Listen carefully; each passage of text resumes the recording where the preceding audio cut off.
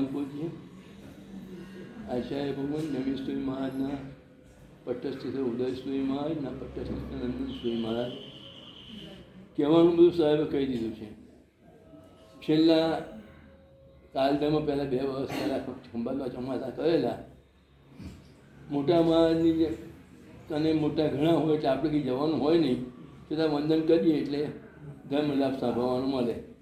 એક પ્રસંગ એવો બનેલો કે મારા સાવિકાના 28 હતી અને નજીકથી બાજુમાં કોઈ સંબંધીને ત્યાં 5મ દિવસે મહારાજ સાહેબના પગલાં હતા.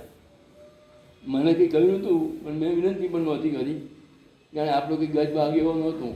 પણ પગલાં વખતે બાજુમાં ચંદ્રદર્શસુરી અને જય ચંદ્રસુરી તમે જય ચંદ્રસુરી સાહેબ આવે તો બધા સાહેબ જય ચંદ્રસુરી કહ્યું ચાલ બી ગયા.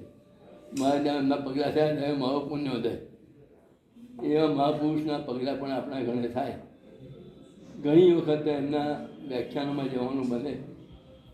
નોકરી કરતા હોય કે કાયમ જવાય નહીં, પણ પ્રયુષણના વ્યાખ્યાન બધા સાંભળવા મળે ત્યાં શાંતિથી સંભળાય. ઘણા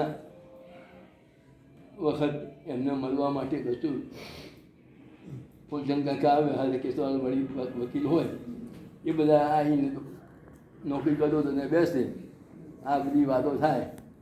આ બધાના છેલ્લે સાંભળેલું કે જ્યારે ઉજવણી થઈ ત્યારે મહારાજ સાહેબ બોલેલા કે 2500ની ઉજવણી છે, 24માં હું હતો નહીં, 26માં હઈશ નહીં, 2500ની ઉજવણીનો અવસર મળ્યો તો શા મળશે, ઉજવણી કરવી જોઈએ. એ જોવું પણ નાચવાનું ગમે ખોટું જીવનના પરમાત્મા એમને એમના કર્મ કપે અને જય જરી મોક્ષમાં પધારે.